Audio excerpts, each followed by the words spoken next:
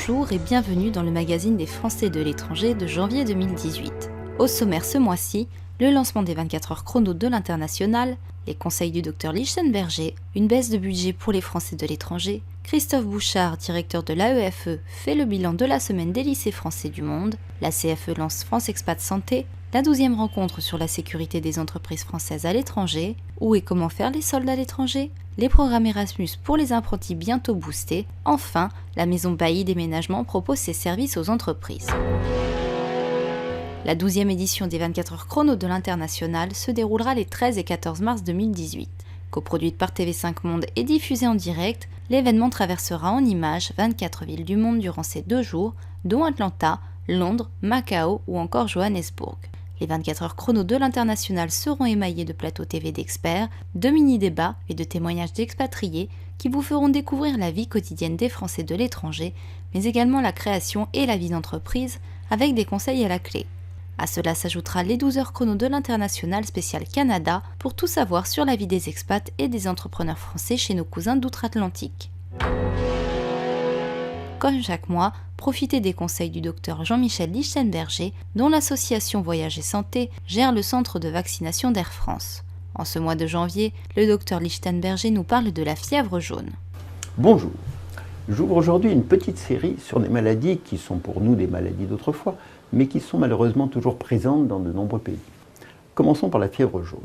À la fin de 2017, les autorités sanitaires françaises ont durci leur position quant à la vaccination contre la fièvre jaune pour les voyageurs atterrissant en Guyane. Le vaccin est obligatoire pour se rendre en Guyane. Mais en sus, les autorités ont demandé aux compagnies aériennes de ne plus accepter l'embarquement des voyageurs vaccinés moins de 10 jours avant leur départ. Selon le règlement sanitaire international de l'OMS, tous les pays où sévit la fièvre jaune doivent contrôler aux frontières la validité de la vaccination avant de laisser rentrer une personne sur leur territoire. La décision française en Guyane fait suite à une épidémie de fièvre jaune au Brésil et à un décès à Cayenne qui nous donne l'occasion de revenir sur ce fléau. La fièvre jaune donc sévit par épidémie, mais ce n'est qu'à la fin du 19e siècle qu'on a compris qu'elle était transmise par la piqûre d'un moustique. Cette découverte a permis de faire disparaître la maladie en Amérique centrale grâce à des campagnes de démoustication. Fort de ce succès, on a mené les mêmes opérations de démoustication au Brésil, mais elles n'ont pas eu le même résultat. On s'est alors aperçu que le virus trouvait refuge dans la forêt, chez les singes, qui pouvaient à nouveau le transmettre à l'homme à travers les moustiques. Comme beaucoup de maladies, la fièvre jaune passe souvent inaperçue.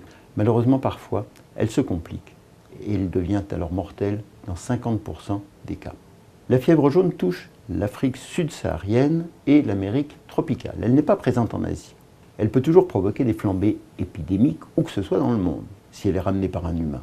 Le moustique vecteur est en effet présent partout et tout disposé à la transmettre. L'Afrique a récemment connu des épisodes en Angola et en République démocratique du Congo. La dernière épidémie est brésilienne en 2017. Bref, la fièvre jaune est un risque pour les voyageurs. Mais la bonne nouvelle est que ce risque peut être prévenu facilement puisqu'il existe un vaccin très efficace avec lequel une seule injection suffit pour être protégé à vie. Attention toutefois, l'immunité s'installe progressivement et il faut donc le faire au moins 10 jours avant d'aller en zone à risque. Il faut donc impérativement vérifier si votre voyage nécessitera cette vaccination et emporter votre carnet international de vaccination. Merci, à bientôt. Les expatriés en passe d'être au régime sec avec le premier budget du quinquennat Macron, adopté fin décembre et voté par le Parlement. Les Français de l'étranger assujettis à la contribution sociale généralisée, la CSG, s'ils possèdent un bien immobilier ou immobilier en France, vont voir leur cotisation augmenter d'1,7%. Le taux de prélèvement CSG-CRDS passe donc de 15,5 à 17,2%. Depuis 2016, ces derniers sont prélevés au profit principalement du FSV, Fonds Solidarité Vieillesse, et de la Caisse nationale de solidarité pour l'autonomie, le CNSA. Du côté de la taxe d'habitation, les Français établis à l'étranger ne pourront pas bénéficier de l'exonération sur la résidence principale, qui devrait concerner d'ici 2020 environ 80% des contribuables. Le ministère de l'Économie et des Finances l'a confirmé dans une réponse à une question écrite du sénateur des Français de l'étranger Robert Del Picchia, des Républicains, qui avait fait valoir que certains Français de l'étranger conservaient une résidence en France comme trait d'union avec leur pays. Parce que celle-ci est considérée comme une résidence secondaire, ils ne sont pas éligibles à cette exonération, quand bien même leurs revenus mondiaux seraient inférieurs au seuil annoncé. À noter, dans le cas où leur famille réside de façon permanente dans le logement situé en France, les Français de l'étranger pourront bénéficier des allègements de base, notamment l'abattement obligatoire pour charges de famille et l'abattement général à la base facultatif. Écoutons à présent Christophe Bouchard, directeur de l'AEFE, qui fait un bilan de la semaine des lycées français du monde, qui s'est tenue du 12 au 18 novembre 2017. Alors, nous avons lancé l'année dernière pour la première fois une semaine des lycées français du monde.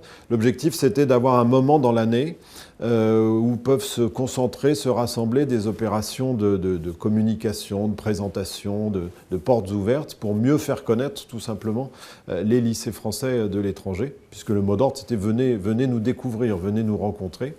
Et donc, pour cette première année, il y a eu 150 lycées qui ont participé dans 80 pays et qui ont mené en tout à peu près 500 actions, opérations, manifestations pour mieux se faire connaître à la fois des publics potentiels, des familles qui pourraient être intéressées par les lycées et puis aussi de celles qui fréquentent les lycées pour mieux savoir ce qui se passe à l'intérieur des établissements. Donc nous pensons que c'est un bon début, je dirais, et bien sûr nous allons regarder plus précisément comment cette semaine s'est déroulée pour que ce soit encore plus efficace. Je dirais que ça a un retentissement encore plus grand cette année, puisque bien sûr nous allons reproduire cette semaine des lycées français en novembre 2018.